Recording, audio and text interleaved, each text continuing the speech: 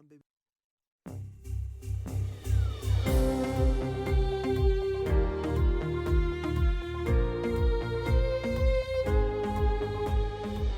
In Session with Dr. Farid Holakouee.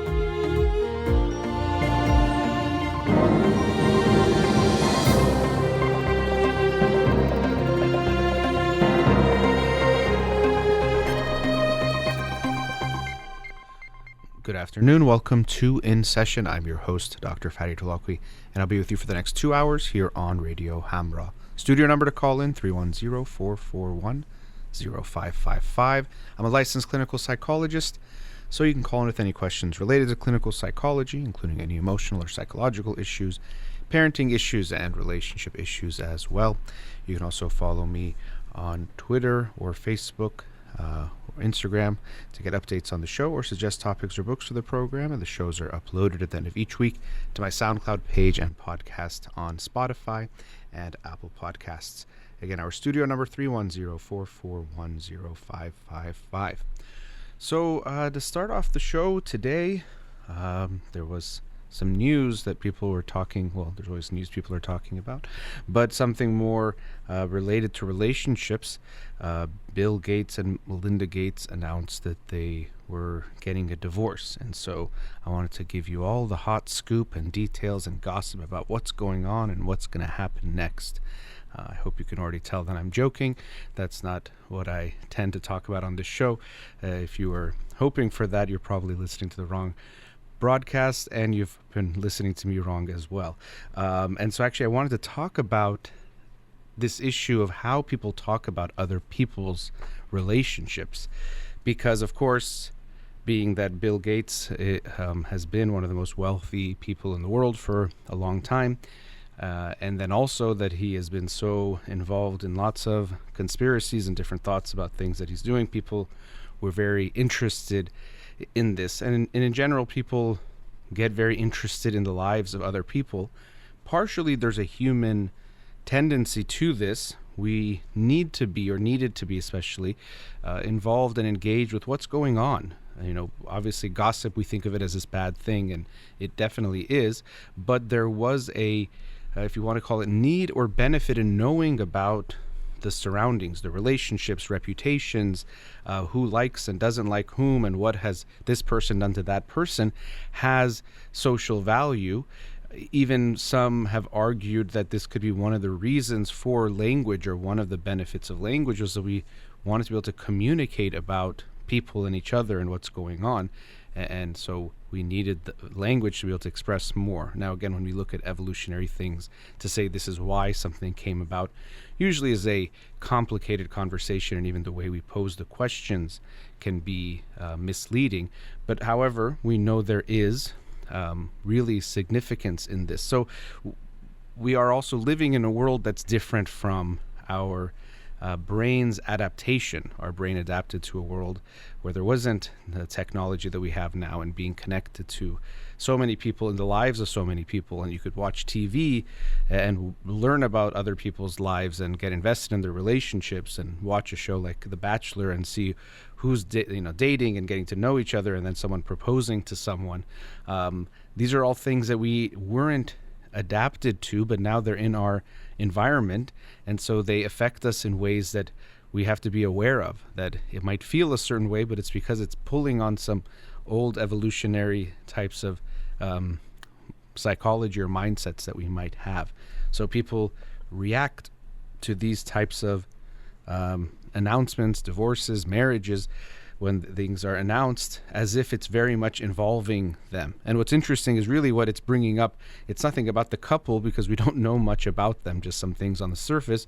It's bringing up things about us that we should think about. What am I feeling, and why? People are, see, money, and that might bring up some things, whether it's because of money they're getting a divorce, or it's because of money they got married to begin with, or whatever it is, the things that you're thinking about.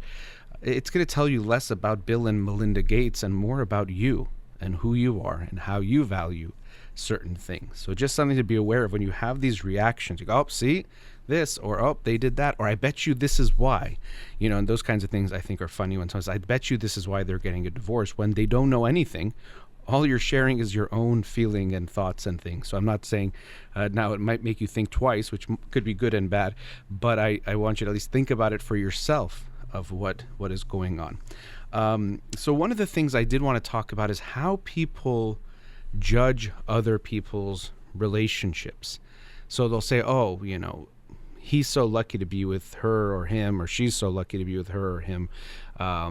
When they hear about a relationship, oh, look at that. Or relationship goals, something I've talked about before. Or people post a picture where they look cute, or they're doing something cute, or in a nice romantic place, and we say relationship goals. But a relationship cannot be measured or displayed or shown, the value of the relationship, in a picture or a short video. And so we, as much as we might think, oh, that looks cute or looks nice, it's, I think, important to resist that urge to judge the relationship. And I see this happening in all communities. In the Iranian community happens a lot too, but people saying, oh, they're lucky to be with that person, or they're, that person's better than that person in the relationship, or whatever it might be. And then also make judgments about, oh, they're breaking up, or they're getting divorced. Well, is he stupid? Is she stupid? Why would you do that? This person's so good. And we have to be aware that we don't know what it's like to be in a relationship with that person, or what their relationship was like. And so on the outside, you might see something, but that tells you nothing about what it's like on the inside in the relationship and what they experience every day. And we have to take back our judgments and recognize we don't know. So I see this even in people I work with individually or couples, and they're very mindful of how people are going to judge their breakup. Oh, people are going to say I'm stupid because he's a doctor and makes lots of money and has lots of respect in the community. So everyone's going to say I was dumb for leaving this relationship. And even that judgment can, of course, trickle down to the person themselves, that maybe I'm being dumb. And I've worked with families or talked to people in relationships where the person is treating them horribly, really, really bad. And it's such a toxic relationship. But to the outside, it looks good. They show up to parties and look cute, and both people are charming, and it comes off a certain way that people are like, well, they're happy. Why would they break up? The truth is you don't know. And so just know that you don't know. And so when you hear that a couple's breaking up, I get it. Even I was, I don't know if it was surprised, but I did notice the news. It was something I paid attention to, that when I heard it, I saw, oh, wow, that's interesting. And then I read their statement. But I also knew I don't know what's going on. And so people are looking at their statement, and we can try to analyze something. They're saying, we believe we can grow. We no longer believe we can grow together as a couple in the next phase of our lives. That sounds very, good. But to me, it sounds very much like obviously a PR type of a statement too. Not to say that it's not true. That could be the exact reason, but I just wouldn't put too much weight into it. They have to say something like that, no matter what's going on. If, if one of them is being a horrible partner, they wouldn't release that in a statement. Bill has been a jerk for the last 8 years, or Melinda's been, treating Bill like crap for the last 6 years. That's not going to be released in a statement, even if that's the reality. I'm not saying it is, I don't know, but I wouldn't take too much weight into a statement like this. It's a very generic, good sounding, we can't grow together, so it's kind of saying nothing is really that wrong or bad, but we're deciding that this relationship, it isn't going to help us grow, so it's like, is it, they would grow better individually? Would they grow better with someone else? We don't know exactly what they're trying to imply there or say, but I wouldn't, again, take too much value into, let's read into it, because it makes sense. They don't need to tell us why. They gave a reason. I think they make it generic because that makes sense. They don't need to tell us why they are getting a divorce. They're putting that, I think, because they know people will ask why, and so they're saying, here, we're going to tell you why without telling us anything. And I think that's fine. That's their decision to make. But I think to look into it too much, you're probably going to just look into something that's like a lack of information. So it's like someone sends you a text and they put they didn't even realize they sent you a text, and they didn't pay attention to what they wrote. And then now you're trying to decipher, what do they feel about me based on this text? Like, oh, sorry, I sat on my phone and pressed send, So it's almost, to me, that level of trying to look into it. But I do think when people look at this situation and say it was smart or it was stupid or whatever other things, I think people also get intrigued or excited because of the amount of money that's involved and how much and how is it going to get split up. And people, they talk about these things, which is funny to me when they say, for example, oh, let's say she wanted the money, or Jeff Bezos, same kind of thing. They weren't living poor lives when they were married to the person. So, I mean, to me, that doesn't really make too much sense. But anyway, people get very intrigued or excited to learn about these kinds of details. And to me, the curiosity of the details is understandable. Being social beings, we like to know things. We think it's interesting. We want to learn from it maybe in some way. But the asking or wanting to find out, we should think of how much is that benefiting us.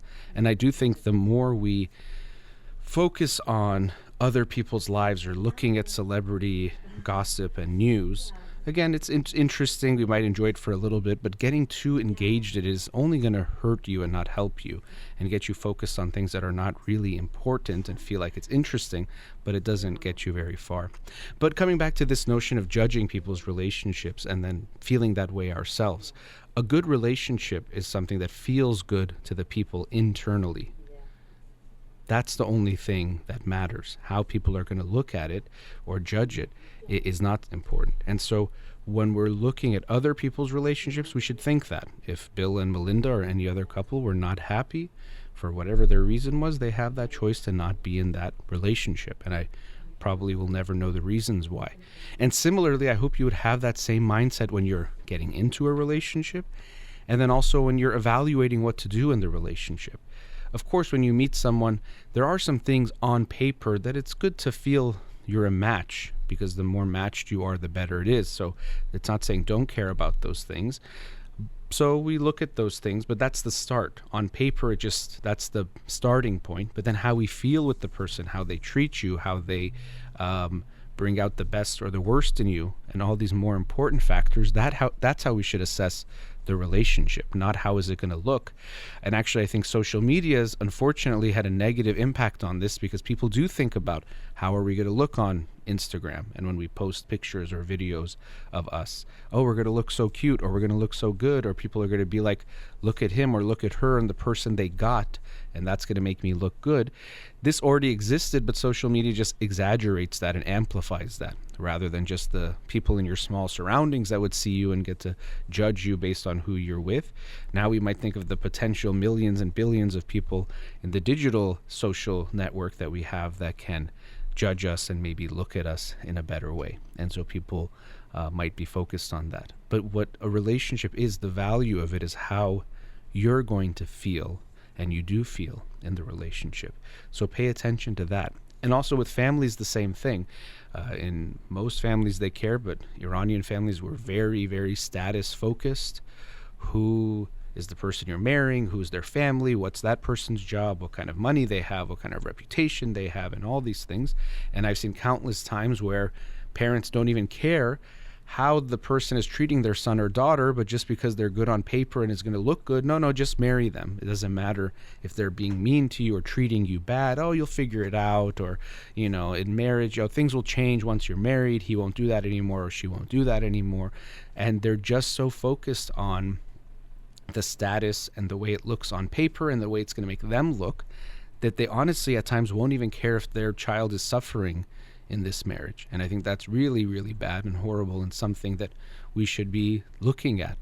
The most important thing is that someone treats whoever it is, yourself or whoever is in the relationship, with respect and with care and with love, and wants the best for them, wants to take their feelings into account, wants to help them reach their goals. And the things they said about grow together, again, it could have just been a generic statement, but they use that because that is something valuable. Are you being with someone that's helping you grow as a person, bringing out the best of you rather than the worst?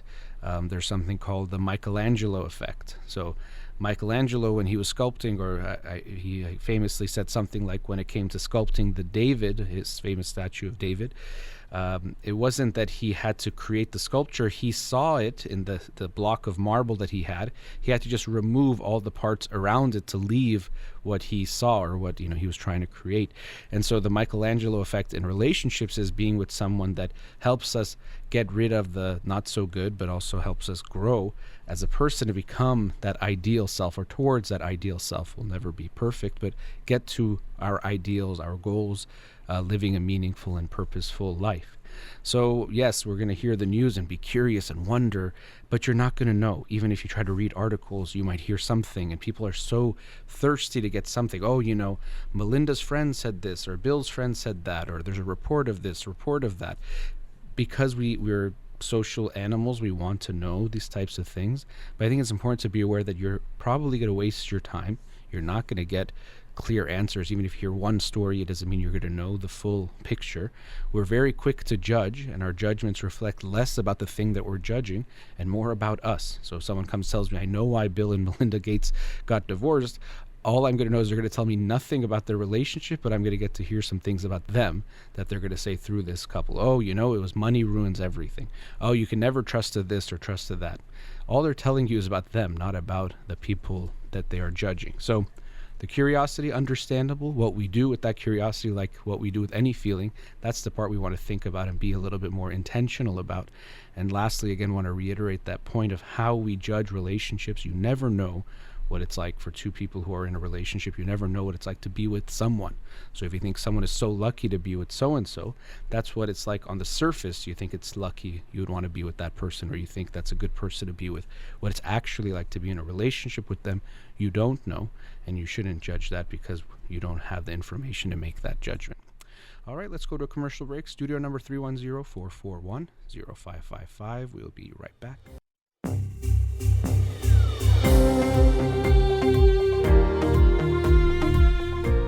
Welcome back. Studio number 310-441-0555. Let's go to a caller. Radio Hamra, you're on the air. Hello? I don't know if the microphone's open. Is it open? Hello? Radio Hamra, you're on the air. Can you hear me? Now I can, yes. Okay, hi, how are you? I'm doing well, thanks. How are you doing? Thank you. So my question about my life and focus in life, since the beginning of the pandemic, I've been working from home, remote working, but I'm realizing in some days I don't do much. I just procrastinate, do other things.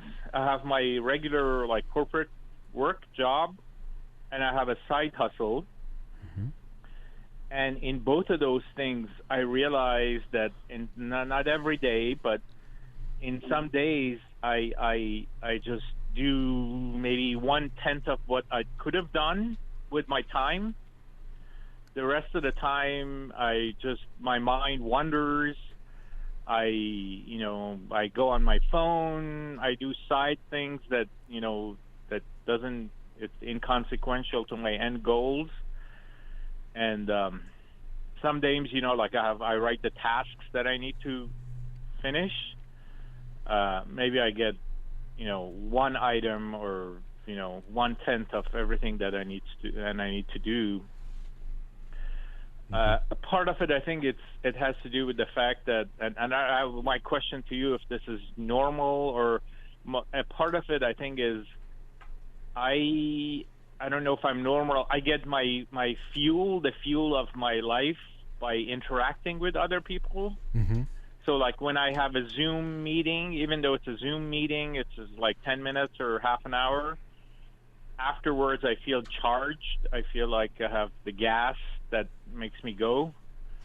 But I'm not, when I don't have those human interactions, I feel I feel like, physically I'm good, but mentally I feel like I don't have the inspiration and enthusiasm to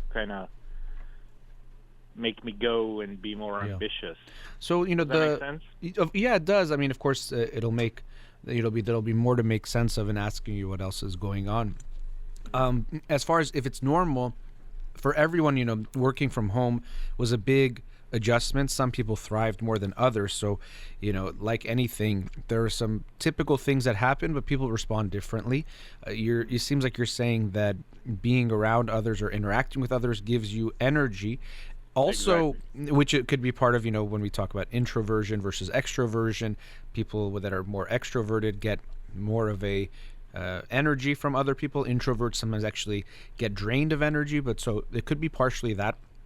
Another part of being around people is if you're in the office, but also in Zoom, it could bring up this sense of being more accountable, like you're being seen. Whereas when you're home alone and no one's there and you're not seeing anybody, it's easier for us to lose that accountability to others. So if we put a camera on you tomorrow that's going to be broadcast live streamed online, I'm sure you'll have your most productive day in a long time because everyone's watching you, right? So there's nothing unusual about me. Well, I don't know. I mean, I rarely will tell you there's something unusual. There might be some things we can look at specific about you that might make this even harder, and then because of that, things you can try to do to counteract that to help you be more productive.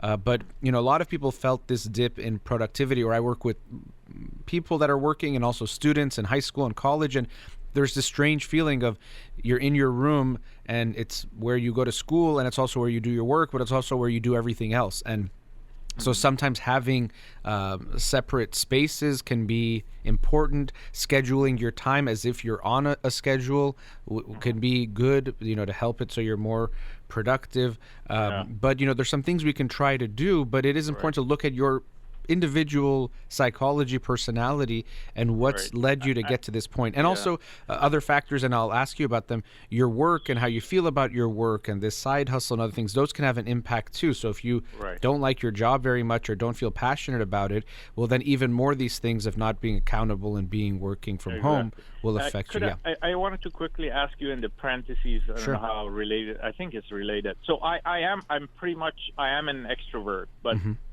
my question is, being an extrovert, you get your energy from meeting people, from interacting with people.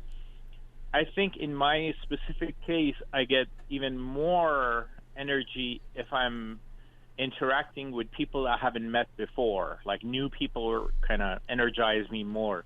Okay. Is that usual, or is that like a personality flaw, or something is wrong with me? You've brought that up a few times. If something's wrong with you, which I get that, and it's just maybe you could be different in some way. But it's important to look at that. Meeting new people, there's obviously an excitement there, and maybe it means you're comfortable meeting new people. Some people are more nervous when they're meeting someone new. They'd rather spend time, and that also could be more one of related to introversion, just more comfortable with people you already know rather than new people. However, realistically, I mean, there are some types of jobs where you might constantly meet new people every day, but a lot of the work we're going to do, you're interacting with coworkers or similar clients repeatedly. This is kind of cool. Me and you are meeting for the first time right now, so maybe that's something new in that way. But that's good. Generally speaking, you are going to be working with repeat people, and that also could bring up this notion of how do you feel like you do with relationships? Because yes, meeting new people can be exciting, but is there something about getting closer to people that also you don't like as much? So meeting new people keeps it also more surface rather than going deeper. Yeah, I do well with relationships. Okay. Just another thing that kind of adds on top of what I said. I was living with my son and a partner / companion, and it just happened that right around the time of the pandemic, my son got to an age that he moved out, for college and so on, and my partner, although we have some degree of partnership right now, but she kind of moved out to buy her own house and kind of live more independently.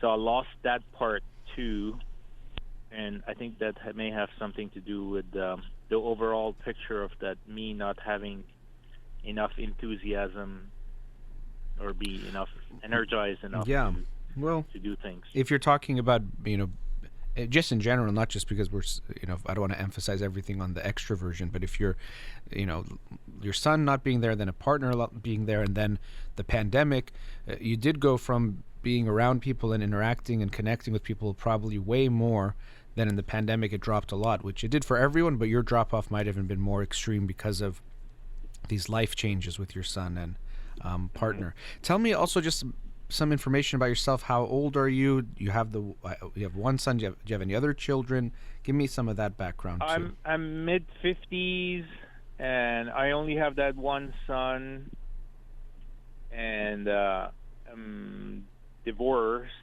So therefore, I have this other partner that was a post-divorce partner, and I don't know what else can I tell you. That's some of the background. What kind of work do you do?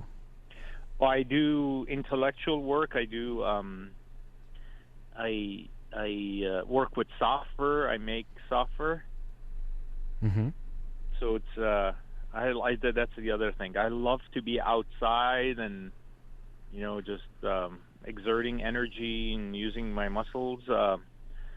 But it's hard to do that while you're doing software. Yeah, I was gonna say, it seems like the opposite end. I mean, well. Yeah, it has the word even like soft. You talk about like exerting and strong, and then you're working with software. It's just so probably a lot of screens and things of that sort. So and sometimes our work, ideally, I think it's better to find work that makes us feel good doing it, but sometimes we can and we have to make up for it in other ways. So being active in ways that I hope you're doing and you might be doing. And for good or bad, I told you that I do like 1/10 of what I could have done.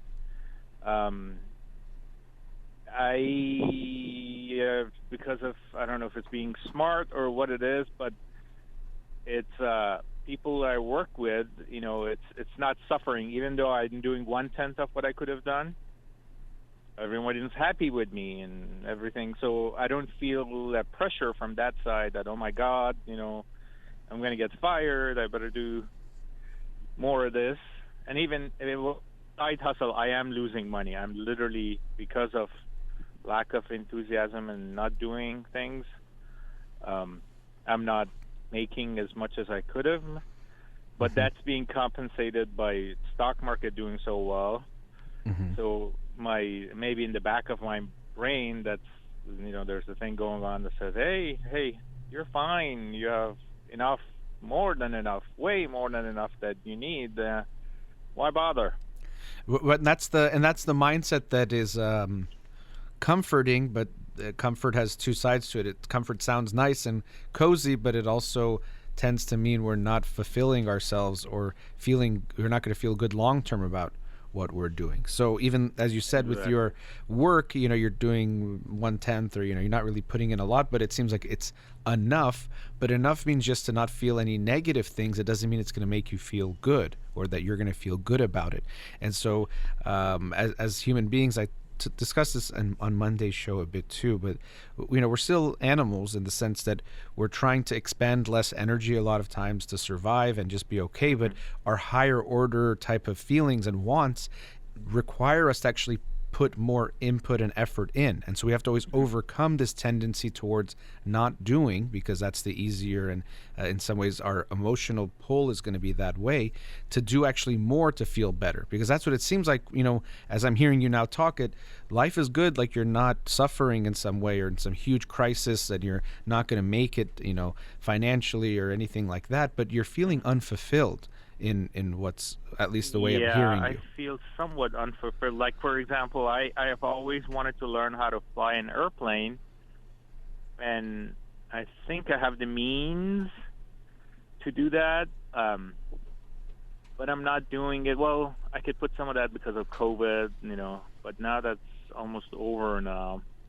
I feel less ambitious, and I'm kind of in peace with that.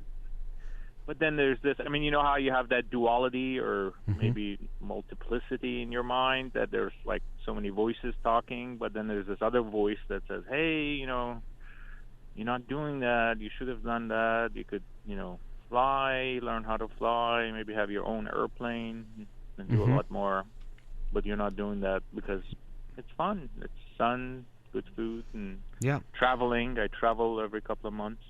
And then the other voice tells you like who it's kind of like the who cares, like everything's okay, so Yeah, why exactly. bother? And that's what you have to ask yourself. I at times with my clients or in general ask people to think ahead, like 10 years, 20 years. What would Uh-huh. you regret not doing if you look back on that? You can't know for sure, but what do you think you would regret not doing? And if this, for example, getting your pilot's license or training to learn to fly, if that Uh-huh. would be one of them, then you have to consider, okay, it's going to be harder to do it than to not do it, because that's how it is with anything. But if I think it's Exactly. worth it, I have to try to set myself up to get that done, because it's going to be worth it. Because you're right, there is this duality. It's not exactly two different people, but it is like we have these multiple selves in a way, and there's the short term one and the more long term one. And the short term one is always going to want to take the easy way out. Oh, who cares? Right. It's not a Yeah. big deal. What happens if you don't do it? Oh, there's reasons why. And I mean, we can also look at, are there some anxieties you have about going forward with the flying that also can get in Right. the way? Yeah, I do have some of that. I Yeah. forget what it's called. They have that word, the fear of better options and fear of, doing something wrong. Yep. I do some of that analysis paralysis. Yeah. That I keep telling myself, like, and it's been proven to me. I've lived long enough to know that doing anything is better than doing things slow or not doing anything. Absolutely. Just moving forward in life, regardless of the outcomes, is better than just Yeah. sitting and thinking about it. And too it's much. it's hard to accept it, but recognizing that every day you don't sign up to do the pilot school, that's also a decision. It's not that you're not making a decision, but it feels that way because you're not doing anything. But not taking action or inaction is a decision, and often the worst one that we repeatedly make is to not do something. So you're right. Right. You can think, oh, I should think about it more, and a lot of times those are excuses we make to prolong doing something for multiple reasons. Just taking the effort. There could be some anxieties about it, doing it the right way. Well, how do I know what's the right school, let's say? But these are all excuses to prevent taking the action, doing work, because that's generally the easier thing. But we have to be aware of what that's going to set up for us. So, we're at a commercial break, but I do want to continue the discussion about what's going on, for you to reflect on what you think is holding you back from going forward, and we'll explore some options of things you can try out. All right? Okay, that sounds good. Thank you. Okay, sure. Let's go to commercial break. We'll be right back. Welcome back. Before the break, we're with the caller. Let's go back to him now. Caller, are you still there?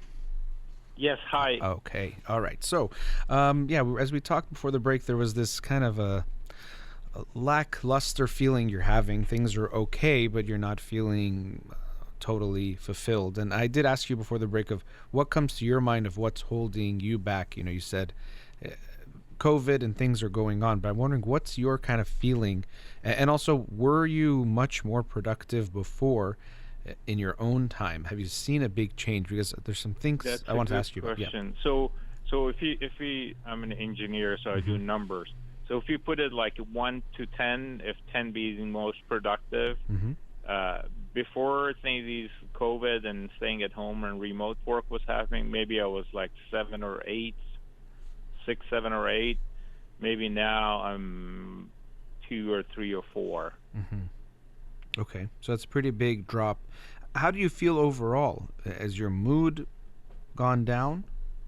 Overall, I'm good. I kind of fulfill it by traveling. I mean, I didn't travel for a good 6 or 7 months. I didn't do any, but now I got vaccinated, so every couple of months, since the beginning of the year, I've done 3 trips. So I go on those trips, and I'm really energized, and I'm feeling really good, and I meet 3 people, interact while I'm out, and I come back, and then it is like I feel like, oh, there's nothing that can stop me. I can go forever, but it kind of fizzles. Like I come to the house. I basically live by myself now. I come to the house, and I greet the doors and windows and the empty rooms, and after a while, it just kind of fizzles down again, and I wait for the next trip. Well, yeah, I mean, there does seem to be, even in your joking way of greeting the doors and windows, like a loneliness that you're experiencing. Yeah. And Yeah. I think traveling is a wonderful thing, and people, especially right now, are so excited to get to do it again after not doing it really for the last year plus. But there is something of what I usually, even if I feel it sometimes, I really like is when you go on a trip to enjoy your trip, but also to look forward or not mind going back home. But it seems like for you right now, when you're on the trip, you enjoy it, but going back home is a unpleasant thought or feeling or experience, at least, or maybe you think it's going to be good, but once you get home, you're saying that fizzles out and your mood goes down. So it's important to look at what is my, and it's all part of your life, the traveling too, but the typical day to day, some things might be really missing that we don't want to ignore and say, I feel good when I'm on vacations, and that hopefully will last me enough to get through the next however long till the next vacation, because something's missing there. Even I'm wondering in your relationship, the fact that your partner moved out, usually that's usually not without any feelings about it. So what was that like for you, if you want to get into those details, but what happened there? Yeah, there's a whole can of worms there, Okay. but here I go into it. She was basically depressed, and so while we were together, I wasn't getting much. It was more, like it would bring me down. So while she's away, while we haven't completely disconnected, I see her a lot less than what I have the capacity for or I desire. But then again, when I do see her, it's just for short times, and we'll do our intimacy, this physical stuff, and then it's not an ongoing sustainable relationship, and she knows that and I know that, and we both I don't know if it's a lack of better options or what it is. It's just kind of lingering around, and yeah, that's where that is. And it's overall, I don't think it's a long-term positive thing. We both know that this is not a long-term thing for us, but we've been together for a good chunk of time. How many years? 10 years plus, or we could say 11 years plus. And what part of that was maybe like 4 or 5 of it we lived together, and it was kind of misleading because like I said, I was divorced. So I would when I was divorced, I had my son part-time. So I had my son part-time. When I had my son, I wasn't with her, and when I didn't have my son, I would spend time with her. So I was with her kind of part-time also. So that had a maybe misleading effect of the fact that we were very compatible, because whatever thing that we did, the incompatibilities wouldn't show up until as soon as it wanted to show up, the time was up. I would go be with my son, and then I'll go back with her. So that kind of made it look like it was sustainable. Yeah. And then when she moved in with me long term, then we realized very quickly after 2 years ish approximately, realized that no, it's just in a sustainable way, this is not working. So it seemed like you wanted her to move more than you're saying. It seemed like she was bringing you down in a way. Her like how I'm an extrovert and I get energy from people, she's exactly the opposite. She would hide away from people. So interactions with other people, she would a lot of times she would go with me, but then she wouldn't show it, but sometimes she was so nervous inside from meeting people, or even not even meeting people, just interacting, but even family members, that it would like she would sometimes would have to take a pill to go for a party, you know. Okay. So what was she? But what about when you were home alone, just the two of you?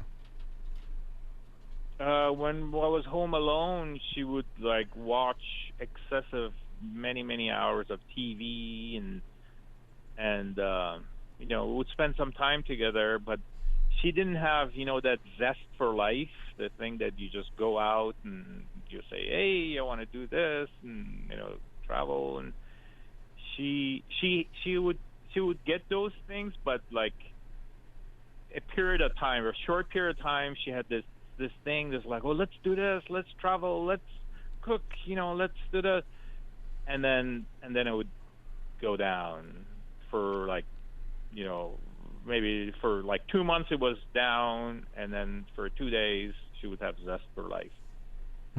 Okay. Overall, it was just she knows it herself, and she had gone to a number of different, you know, psychotherapists, or you know, and took those, you know, the pills, the depression pills, and that impacted her her libido.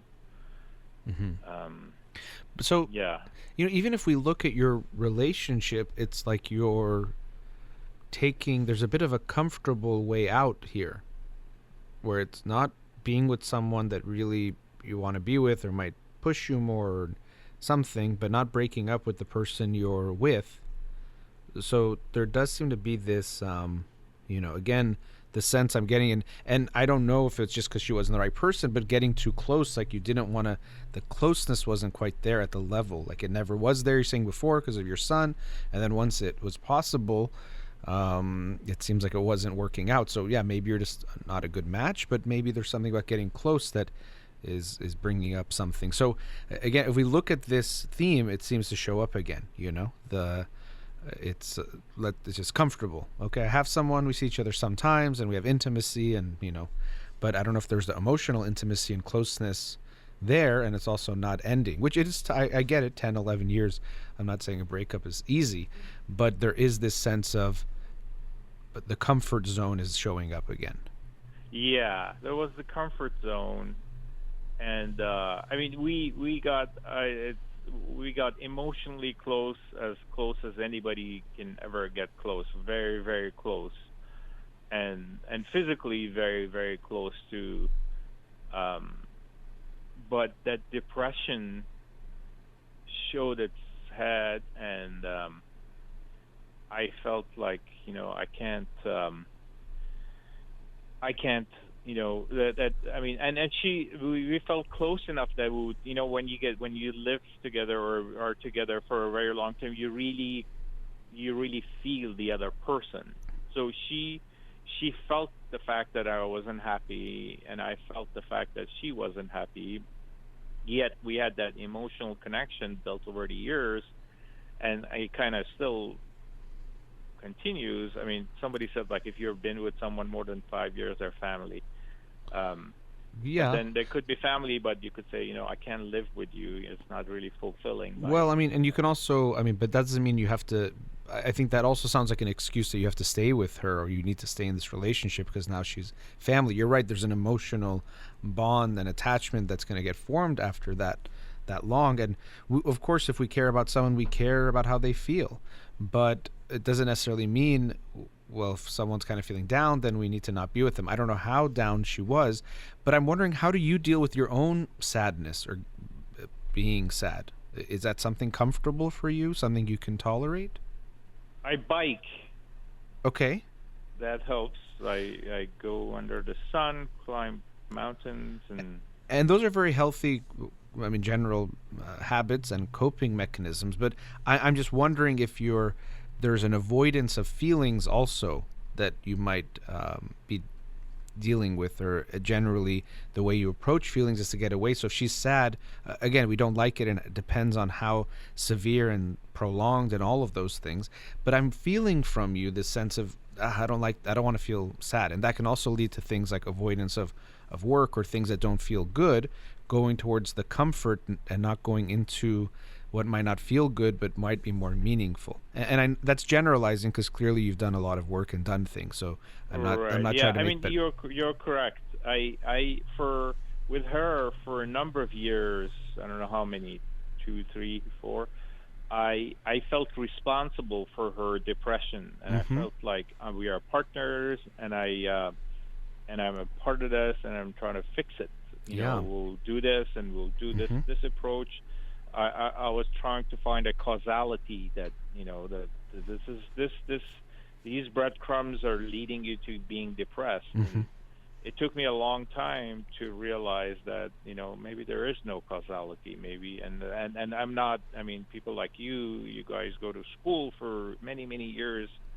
I'm nobody to try to fix this, and even if I wanted to fix it, if she doesn't want to, there's like nothing. It took me a long time to reach that conclusion. And maybe it's not so fixable in the sense that it might not go away. It might be something that's part of her mood. You know, it seems like it's different from you.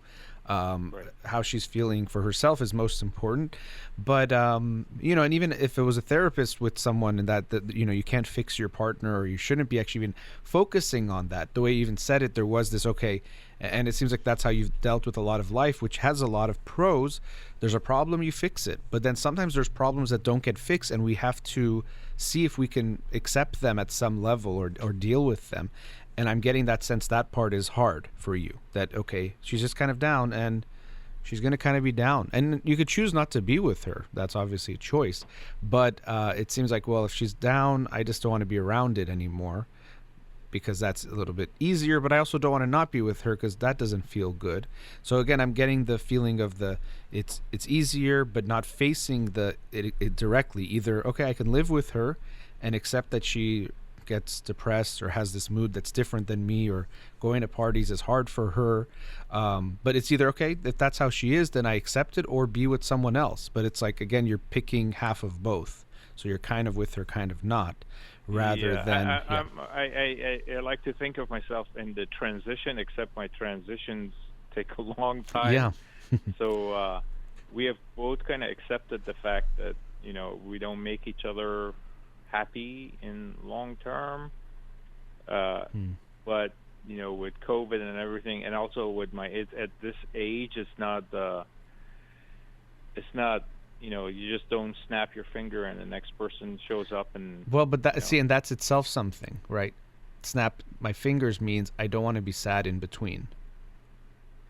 I see. And are you saying that that's a price one would have to pay? Yeah, exactly. And it's easier said than done, but it's that if I want to be in a relationship, if you do your, you know, you've done your due diligence of figuring out it's not the right relationship, working on it, going to, if you want, feeling that motivation to go to couples therapy, all of that, and then you decide it's not the right partner, then you have to accept, I have to be sad for a while in order to be with someone that I think will make me happier. It's the only way. There's no perfect solution that... So can I mean, you have talked to a lot of people, and is it acceptable to give yourself a year to say, you know, I'm going to be in limbo for 1 year, and then at the end of that year, is that an acceptable amount of time? It is, but what do you mean limbo of deciding what? Limbo of...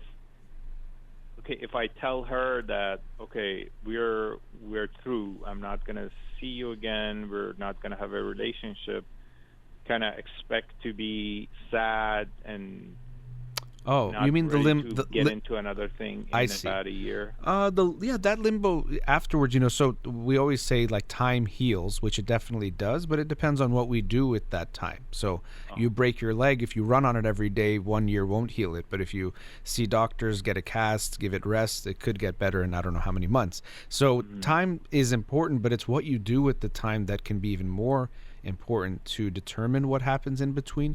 But you would have to expect, if you've been with her 10, 11 years, you likely it'll be important for you to take some time and to actually avoid the temptation that all people have, but especially in you, we're seeing it show up in a lot of places, to be like, well, I'm sad, let me date someone because that's going to make me feel better. So rebound. I think it's good is that you do a lot of healthy things to take care of yourself, which is wonderful. But there is this sense I'm getting from you that it's like, if I'm sad, I got to get rid of it. So how do I get rid of it? Oh, I'm sad. You know, if I'm with someone, I'll be happier today if I have a date tonight and I'm getting close to some new person, but maybe it's not the right time. And so I would want you to even take a little bit of time in between. And so when you're asking a year, yeah, maybe it could be a year, but to give yourself at least sometimes 6 months plus before you're in a relationship with someone else. And the urge might be, well, I don't feel good. I need to not feel this way. So one of the signs of mental health to me, there's so many signs, but one big one is our frustration tolerance, or our ability to tolerate negative feelings when they come up, because inevitably that's part of life. That, okay, I'm sad, and yeah, maybe you could do something, exercise, do the things you do that are great, but you might still be sad and have to tolerate that I'll have to get through this and not just act on something to change it. Or I don't feel good when I'm around my partner when she's down, but maybe I can tolerate that. Not I have to fix her. Even that fixing feeling, one is there's a sense of responsibility, and two, it doesn't make you feel good when she's always just, okay, let's get her happy. Come on, we got to get her out of this because this doesn't feel good. But if we can actually tolerate that, okay, she's not feeling good, I'll do what I can to support. There's only so much I can do. But I might have to tolerate her sadness if I want to be with her. You don't have to. But that's a sense I'm getting, and it relates to a lot of the themes of even the work, is that when there is a bad feeling, we're going to go away from that to the comfort. And what you're doing is you're living a life where you're in a lot of ways getting by and surviving, but I don't think you're going to feel so fulfilled and have the meaning in your life that you would really want, or would be even more optimal, because of avoiding the pain more than going towards what's even better for you but might be harder in the moment. So the price of happiness is putting in your time and being sad.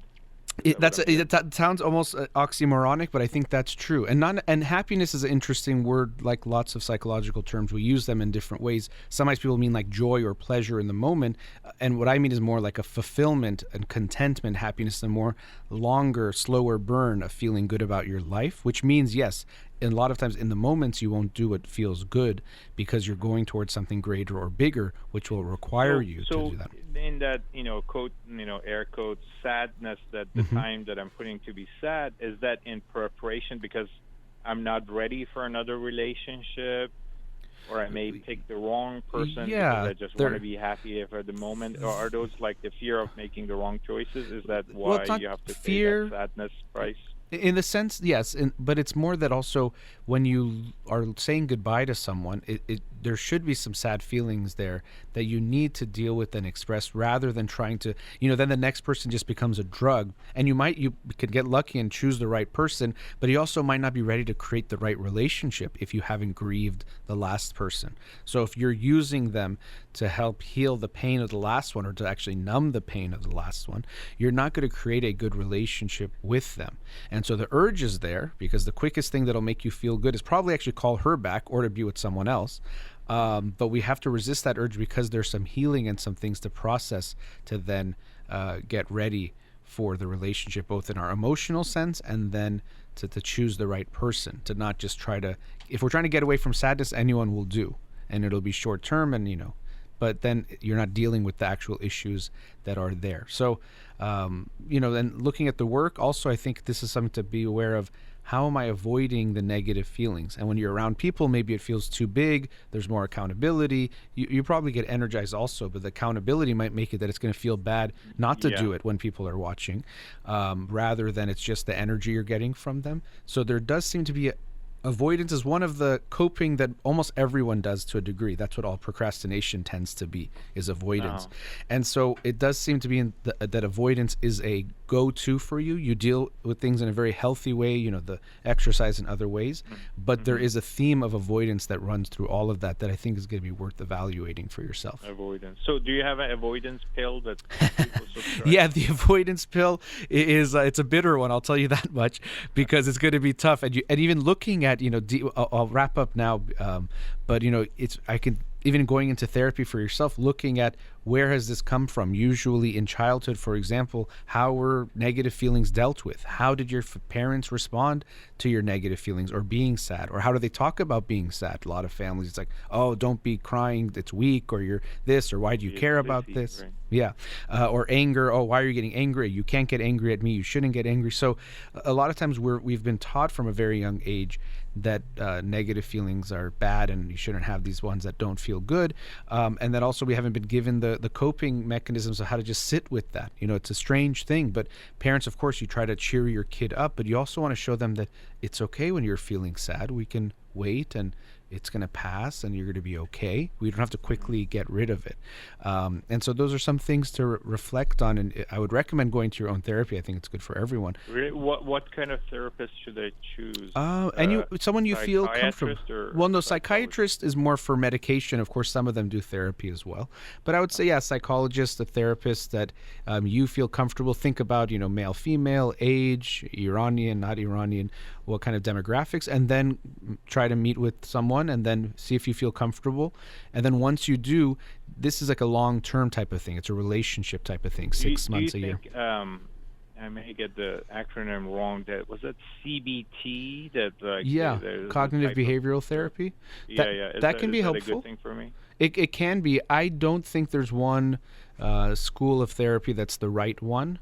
There's a lot of things, depends on the therapist themselves should practice what resonates with them, but also clients can respond differently to different things. And a lot of the research on therapy has found that the most important thing above and beyond the specific theory being used is the relationship that's built between the client and the therapist is the most healing and therapeutic factor. So that's why think about what kind of therapist you think you'll feel comfortable with as far as some demographic things, and then meet with them and feel how you feel. It's going to be a little uncomfortable to go to therapy, but do you feel comfortable and safe and that you can trust this person? And then go forward, at least 6 months, a year into that. Okay. All right. I'll look for one. Nice talking to you. Have a good rest of your day. Wish you the best. Okay. Thank you. Take care. Bye. All right. Let's go to our next commercial break. We'll be right back.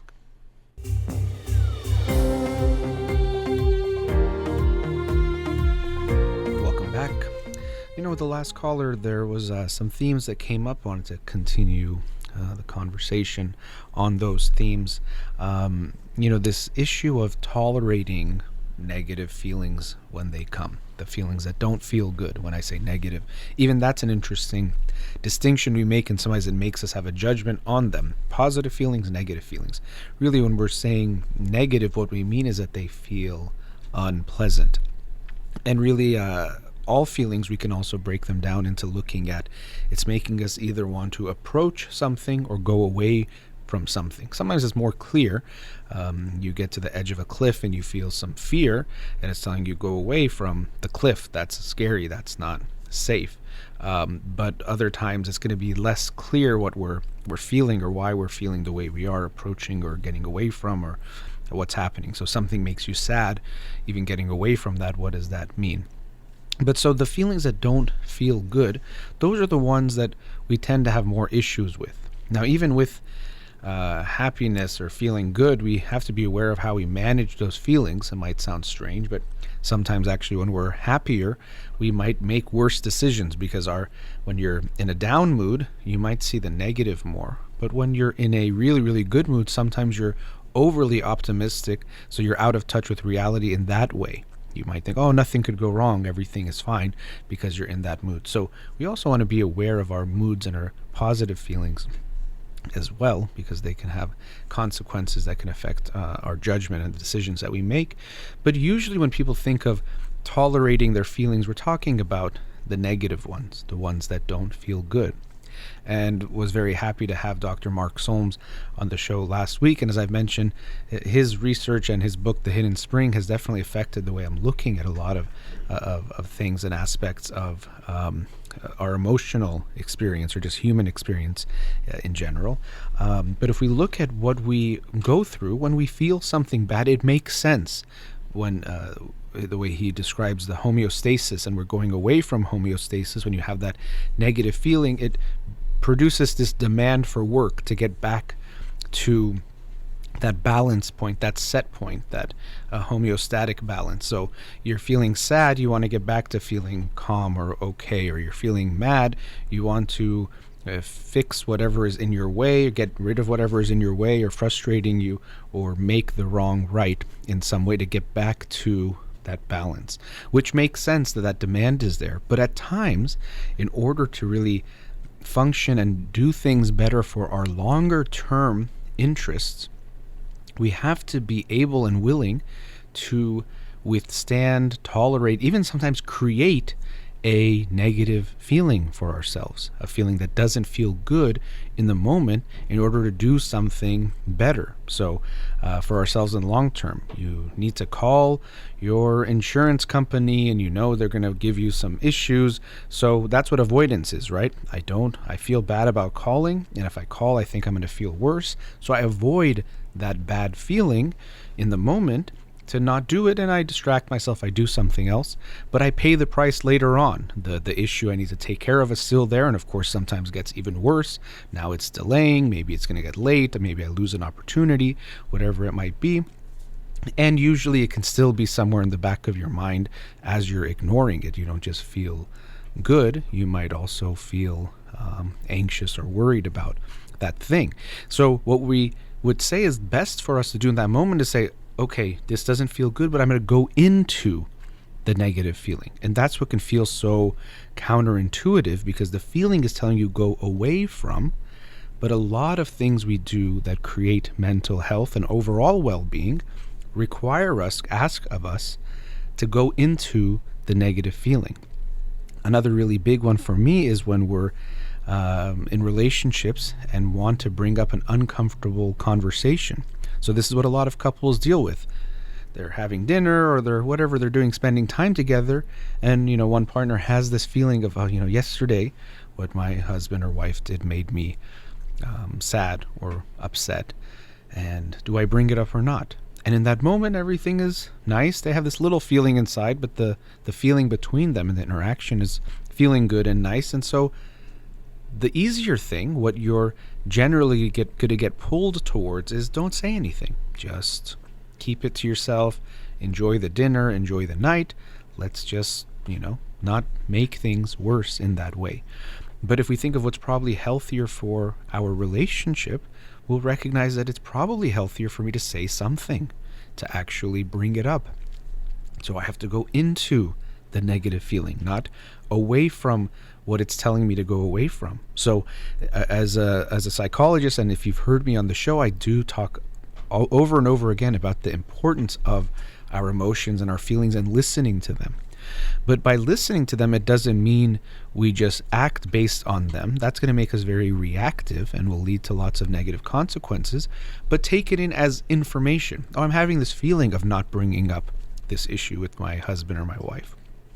That's a feeling, and we hear it, but I don't necessarily just act on that feeling. Oh, I don't like the feeling, so let me go away.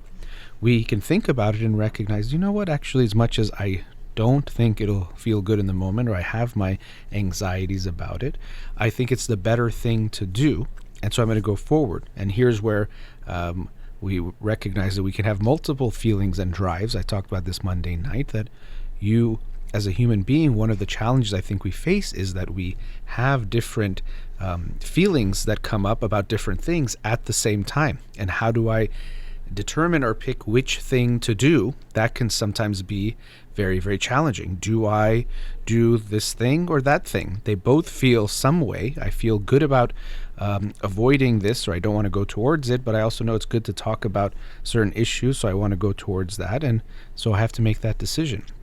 So a lot of life involves being aware of the feelings, hearing it. It's like kind of when your child says, oh, I want to go do something, but it's not safe. So the kid says, I want to go play outside on the street at 10 p.m. at night. And you're like, I get it. You want to do that. But because it's not good for you, I'm not going to let you do it. So you have a feeling that says, oh, I don't want to talk about this because it makes me uncomfortable.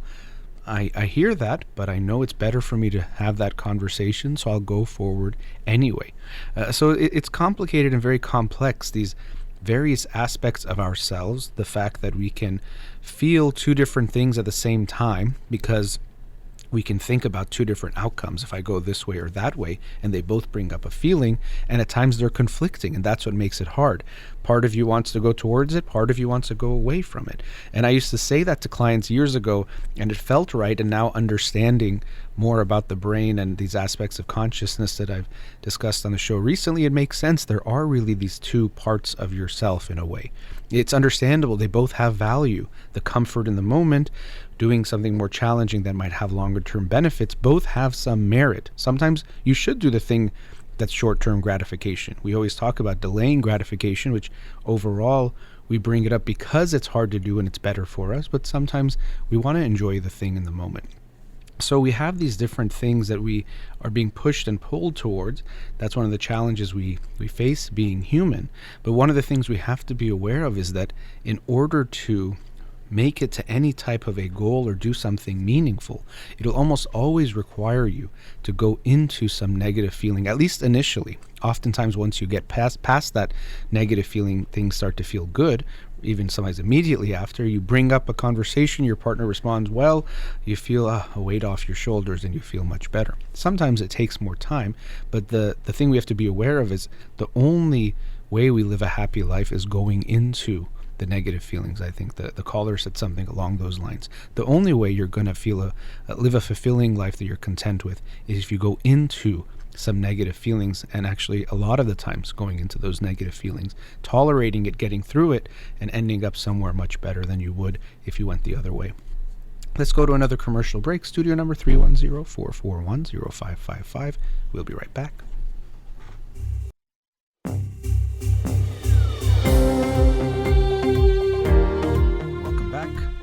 So last weekend on Saturday, did another Clubhouse room on the topic of empathy.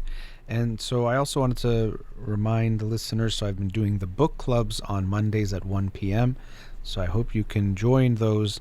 I actually put the next few books on my Clubhouse club description, Psych Talk with Dr. Farid. Because I know people at times, if they want to get involved in the book club, they want a chance to read the books, and of course they need to know the books in advance, but also have some time to read them. But I hope you do join in those discussions, Mondays 1 p.m. Pacific time, Los Angeles time. People had asked for a few years for that, and so we've had this opportunity. It's already been nice, had a couple of those, and with that had a chance to talk with you about the books and get your inputs and insights as well. But also been doing some rooms on Saturday mornings with a group called Hamzad, and we'll do another one this Saturday, 10 a.m. Los Angeles time. And this Friday I'll be doing a Clubhouse room with Dr. Elham Sajed Connor on social media addiction. So that's going to be this coming Friday, May 7th at 10 a.m. I hope you'll join us for that discussion.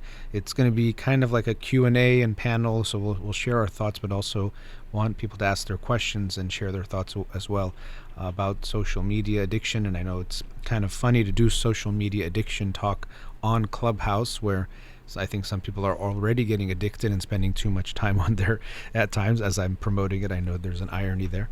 So we'll be discussing that issue about social media addiction, and as is generally the case, if you've heard me long enough, it's not that I think social media is all bad, but definitely not all good. But most important is to see the impact it's having on your life.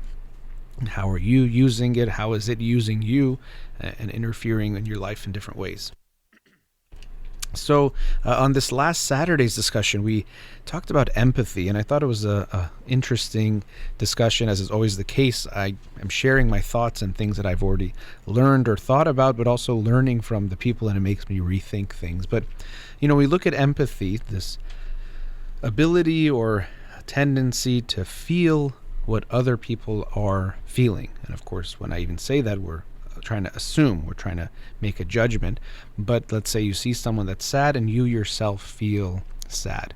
And there's some different distinctions between sympathy and empathy, and I've seen people define them in different ways. Sometimes people say sympathy is when you feel it too much, or sometimes people will say sympathy is when you're just thinking about it, you don't get involved. But to me, I use empathy as when you do feel it in some way. I think it's Paul Ekman and Daniel Goleman have described 3 types of empathy. The cognitive empathy.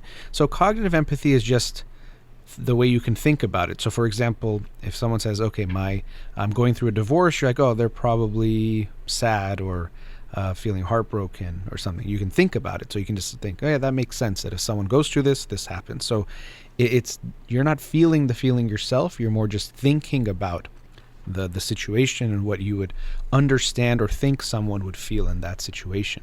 Then there's the emotional empathy. That's more when you're actually feeling something. Someone says they're going through a divorce, like, that's tough, and you can feel something inside of you in a more than likely lighter degree than what the person's going through, but you feel their pain, so to speak. And then they also add the compassion element of empathy, which is actually when you want to get involved and do something about it. And of course, that can also depend on what we're talking about. Somebody's getting involved might not even be appropriate or possible, but they have that distinction as well. So when we're looking at empathy itself, usually it's talked about and it's become even more discussed in people's even speeches and social media. I'm seeing people post things. I know I was just talking about social media addiction, but different books and things are being written about it, and I think it's important. And so it just seems like this all good thing. So again, as I just mentioned a couple minutes ago, I think it's important to look at the nuances. Don't just think, okay, empathy, all empathy, good empathy, more empathy, no matter what, it's good. It's more complicated than that. I think generally the world needs more empathy, or it'd be better if more people were empathic to the sufferings of others and allowed themselves to actually feel the pain that comes with recognizing the pain of other people. So I think we do want to move towards that, but we want to look at it within ourselves. How am I when it comes to empathy? How easy is it for me to feel other people's feelings, or do I even let myself? One of the common reactions we have is someone said, like, oh, it's so stupid to be sad about that. I would never get sad about that. Or why are they mad about that? Being mad is stupid anyway, or it's weak, or whatever it is. And generally what's happening there, it's not that we're really assessing the situation, but we're actually starting to feel something and it doesn't feel good. And so we want to get away from that feeling. So we completely dismiss them. And this is one of the more common reasons why we invalidate someone else's feelings. A big psychology therapy type of word, when someone says they feel something and you tell them they shouldn't feel this way, or they're weak for feeling this way, or somehow dismissing their feeling, invalidating it as opposed to validating it. One of the biggest reasons why we do that is because we don't want to feel what they're feeling. So someone's sad, I don't want to feel sad, stop crying. Someone's mad, it's making me feel a little bit off. Oh, come on, you don't need to be mad about that. And also we try to use it to make ourselves feel good. Oh, I would never get sad about this. I would never get mad about this. Something like that happened to me and I didn't get sad at all. And that type of a mindset is more on the extreme of thinking about yourself. And so while we were having the discussion on Saturday, I discussed this spectrum of looking at self-focused on one end, completely self-focused, which would be selfish and narcissistic on the left, let's say. And then all the way on the right would be other-focused.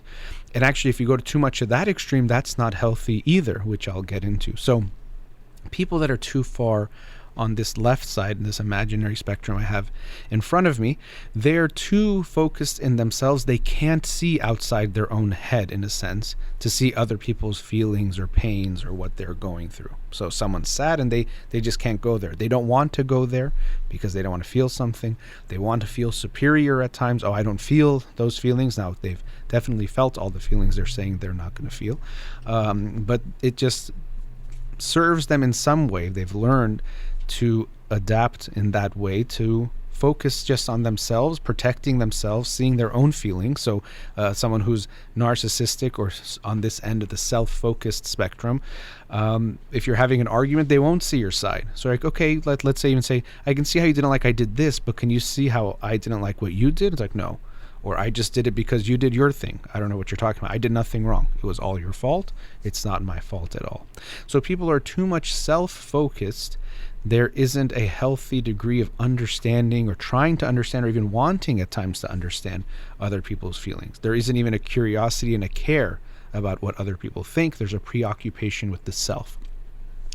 On the other end of the spectrum, going all the way to other-focused, almost exclusively other-focused, we get to more of a, at times it can also be dependent personality, but a personality that is completely devoid of their own experience. So it's interesting, we talk about, putting yourself in someone else's shoes. That's one of the ways that an analogy we use for empathy, putting yourself in other people's shoes, which is good. Some people don't do that enough. The problem is people with this completely other focused, the only shoes they're never wearing is their own. They're always in other people's shoes. They're talking to someone and they're thinking, what does she feel? Oh, she's feeling that, this, and they're totally disconnected from their own feeling. Oh, what is he feeling? Oh, yeah, okay, so I shouldn't do that because he won't like that, or that makes them sad. And they don't even realize they're unhappy, or they don't like something, or they don't want to do something, or whatever it might be. They're disconnected from their own feeling. So some people are so other focused that they don't have any connection with their own feeling. So that's why we have to be aware that, yes, empathy is good. Thinking about others is good and healthy. But if it's done in a healthy degree and a healthy amount, then it's good. If we go too extreme, where we become so other focused that we neglect ourselves, that's not going to be good either. So usually each of us has certain tendencies. No one's going to act exactly the same all the time, but you probably will be able to recognize, where do I think I fall on this spectrum? And it's a spectrum, and it's also a lot of gray, and there isn't exactly that, it would make sense to think, okay, exactly in the middle is the healthiest, but I think what does that even mean? It's a lot of vague things that we're talking about, but it's something to be mindful of. How self-focused and other-focused am I? And even what you'll sometimes see is people who get into relationships, you generally need some kind of a balance. So if you have someone very, very self-focused, let's say very narcissistic, and someone who is super empathic, thinks about other feelings and not their own, at least initially we can see there's some kind of a balance there. They kind of balance on the spectrum or seesaw, that one is completely on one side, one completely on the other side. So the way things will quote unquote work, at least initially, is the narcissist feels great. It's all about me. My partner is making it all about me, praising me, looking at how I'm feeling, is not putting any demands on me about their feelings. And for the person who is more comfortable being in other people's shoes, they also will well, it's always about that person, not about me. That's my comfort zone. So initially they can be drawn together, but eventually over time they're going to build resentments and angers, because this is not a sustainable, it's an initial balance, but not a lasting balance. And so things kind of fall apart. What we hopefully will have, the ideal, I would say, somewhere where both partners are aware and in touch with their own feelings and express them, but also have care and concern for their partner's feelings. They want to know, they're curious to know. If my partner is hurt, I would want to know. That's something I try to remind people. Yes, it doesn't feel good if your partner says, I'm upset with you. You did something I didn't like. That's understandable to have that feeling. But if you think you love someone, wouldn't you want to know if they were in pain? Let's think, if you have a child, would you want your child to tell you they're sick? Of course you don't want them to be sick. But if they were sick, would you rather they try to hide it from you because that'll make you upset? Or would you want to know about that pain? So if we love someone, we want to be aware that, yes, you did something I didn't like, doesn't feel good no matter what. But if we care about them, we can tolerate that, to then be there for them, to actually try to make things better. First of all, deal with the feeling, then understand them better. This is something that hurts them, to learn for the future. And if you resolve this knowing that you'll be closer to each other, rather than not talking about it will make you more distant. So coming back to this theme of empathy, I think it's important for us all to look at that. And again, there can be this easy way to think, oh yeah, empathy is good because everyone talks about it so positively, which it is a good thing. But then if I'm someone who only thinks about others, I'm such a good person. This is what can be difficult to understand about some of these concepts, that if something sounds good, we think a lot of it is good. Okay, water is good. You drink too much of it, that's not healthy. Exercise is good. You can exercise too much where it's unhealthy. Most of us are far from that. So when people say exercise more, it's good advice, and it is something good to think about. But we do have to be aware of the extremes of things. Almost always are unhealthy. And empathy is one of those things that if we're too extreme in how we are in thinking about other people, that's not good. We don't want to be at either end of the spectrum. We want to find something in between. And of course, different situations require different things. If you're going through a really hard time, you might be really self-focused. You need to take care of yourself. If your loved one is going through a crisis, you might sacrifice your own feelings and needs to make sure they're okay for that short period of time. There's a lot of gray area again. It's not always going to be one level is the healthiest amount, but we do want to be aware of some type of balance in ourselves and in our relationships that will lead to healthier outcomes. Let's go into our last commercial break. We'll be right back.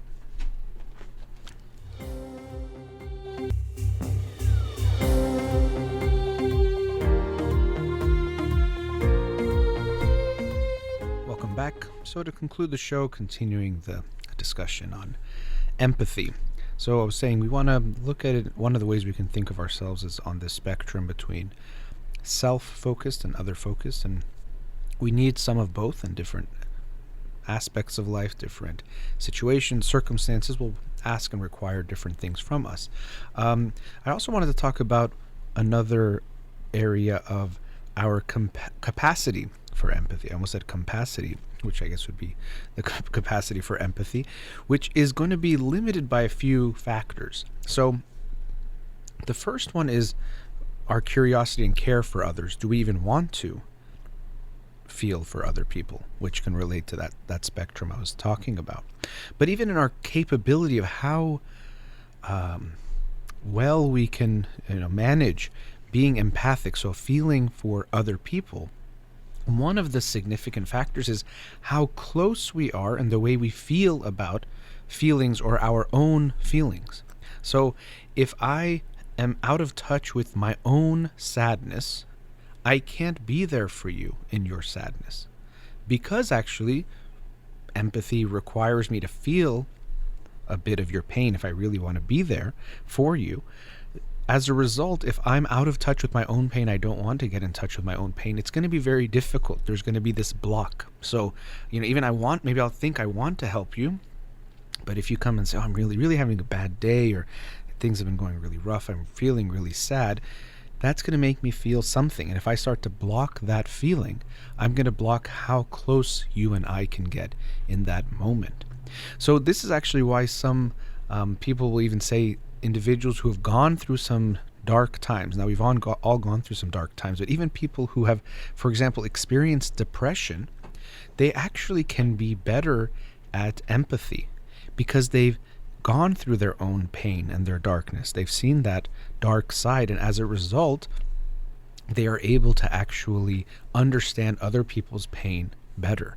So this doesn't mean you need to become depressed to be better at empathy, but we can still take that concept, or what's important there is that being in touch with the pain allows you to be in touch and be there for the pain of other people. You can have that understanding and tolerance of it if you have been through that.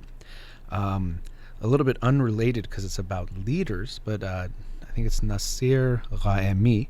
He wrote a book called A First-Rate Madness that I discussed on the show a few years ago now, but I thought it was quite interesting. In that book, he discussed how in moments of crisis particularly, leaders who have some mental illness actually can help more than someone who would not have that mental illness. Or put another way, they are good leaders not despite their mental illnesses, but actually because of their mental illnesses. And he describes a few different very prominent leaders throughout history and the specific illnesses they were dealing with. But one of the chapters was related to depression. I remember two key figures were Winston Churchill and Abraham Lincoln, who both were very, very depressed throughout their life, which I think also can be interesting to note because especially Abraham Lincoln is regarded as one of the most celebrated presidents in U.S. history. And so for people to remember that even if you are depressed or your child is depressed or someone you know is depressed, it doesn't mean their life will be limited or they can't succeed in certain ways. I do think the most important thing is how that person feels. So I'm not saying just let people be depressed, it's okay. But as a reminder that mental illness doesn't have to be this limiting or debilitating thing. It can be, and depends on what you're dealing with, but it doesn't mean that you're going to have a life devoid of mental illness and then you can be successful. You can still be successful, and even as the book argues, it might be despite or because of your illness that some aspects might be brought about that make you more successful. But in the case of Abraham Lincoln, he was, at least the argument was that because of his depression and being in such a dark time and different times in his life, being very severely depressed, he was more able to see the pains or the experiences of both sides, the North and the South, during the Civil War, to bring about some kind of resolution or resolutions that were needed to be brought about. Of course, there was still a civil war, but he was able to see both sides better because of his depression. So possibly a leader who was not depressed would not be as good at doing so. of seeing both sides to bring them together.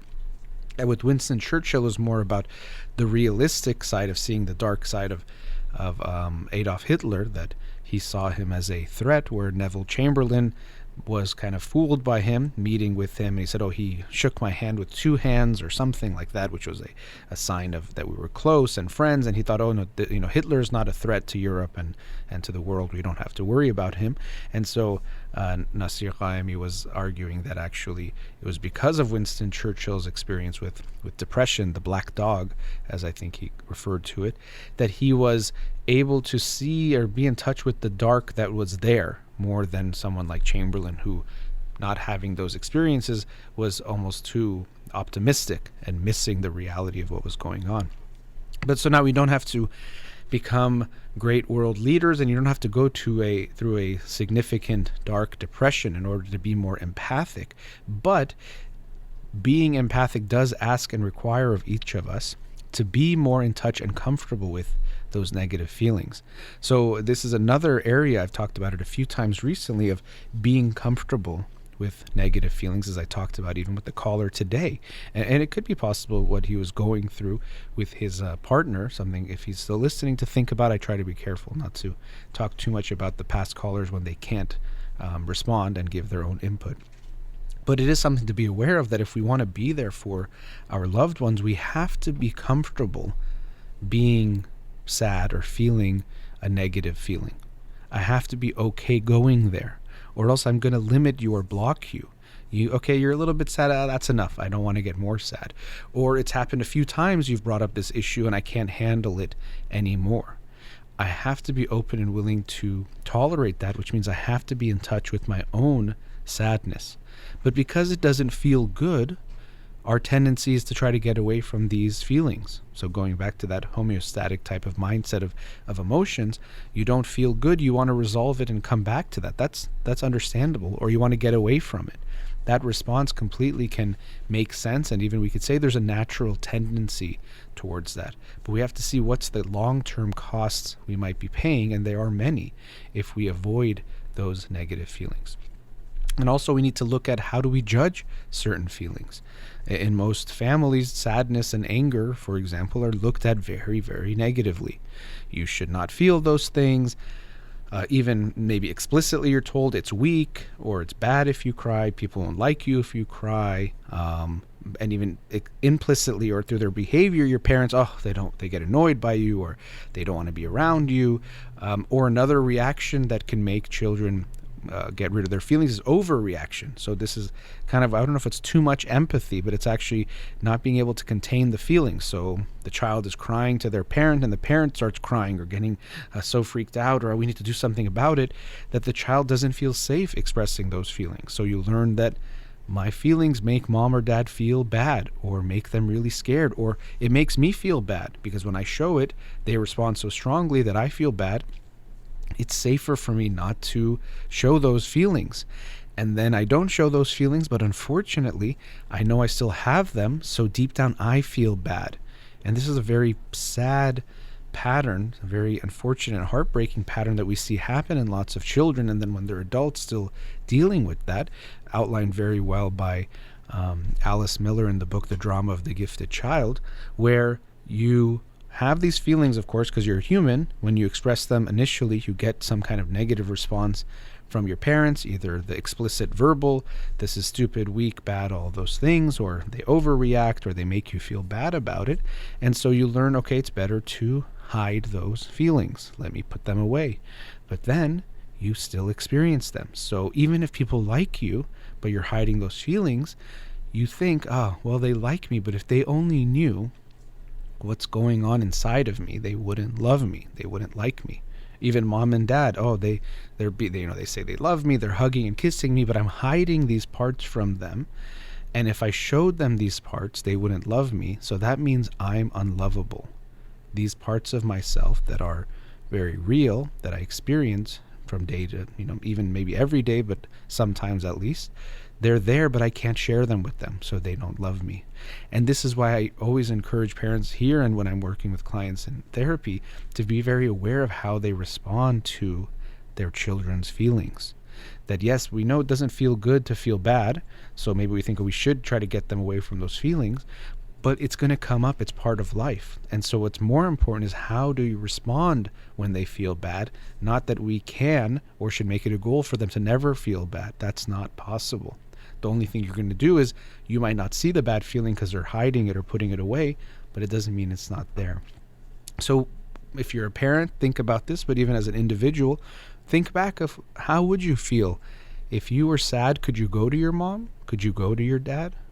Either of them, both of them? How do you think they would respond? Sometimes when I ask this question of clients, they might say, oh, I think my mom would do this, my dad would do that. Sometimes they're like, it's as if I'm asking them, they realize like a question in a foreign language. Like, it's just like, oh my gosh, like go to my dad when I was sad or go to my mom. Like, I can't even imagine. I would think they would freak out, or just something about it feels so uncomfortable. Sometimes they don't know exactly what would happen, but it just feels intolerable. Oh no, I could never do that. Or getting mad at your parents. Parents a lot of times put this strong emphasis on respect, and you should never get mad. And yes, it's not that we accept any kind of behavior and you can say profanities or disrespectful things. We can let them know that's not okay. But we need to have space for our children's anger as well. That's a healthy emotion that needs to be recognized and expressed. And actually, more important than just telling them don't get angry, that's not possible. It's to teach them and help them manage. And then how do you want to show that anger? Okay, you got mad and you hit your brother or your sister. What do you feel about that? Or what would be a better way to deal with that? You were angry. We understand. What do you want to do about it next time? So how you talk to your kids about anger and then ourselves to reflect on that is really important, or the negative feelings. And then so pay attention when you're with loved ones. How do you respond when they tell you something that makes them upset? Are you the kind of person that always will justify why they shouldn't feel that way, which is what we call invalidating? Oh, you don't need to be sad about that. Oh, who cares? Your friends, you'll find other friends. Oh, you broke up. It doesn't matter. If it was a bad relationship, you shouldn't be sad. We think we're being so wise, but really all we're doing is getting away from negative feelings because we can't tolerate them. And in that moment, we feel superior and, holier than thou, which makes us feel all powerful. But really the only reason you're doing that is coming from a weakness. That you can't tolerate the negative feelings, that you can't sit with the discomfort with your loved one to let them know you're here for them. They're not feeling good. You can understand they don't feel good, and I'll stay with you while it's not feeling good. That can be very hard, but that's usually what people need more than anything, more than fixing their problem for them. A lot of times you can't do anything more than giving them advice. Maybe you have good advice, but a lot of times we don't necessarily know, and most of the time we don't know if our advice is even good or right if we give it. A lot of times all we can do is sit with someone, be with someone while they're unhappy or not feeling good. And our capacity of empathy is going to be limited by how in touch and comfortable we are with our own negative feelings and those emotions that don't feel good, because that's the only way we can sit with someone else's negative feelings. All right, that brings us to the end of today's show. Thank you to the caller, thank you to all the listeners, and as always, a big thank you to Ghazaleh here in the studio. You've been listening to In Session with Dr. Farid Holakouee. Have a wonderful day.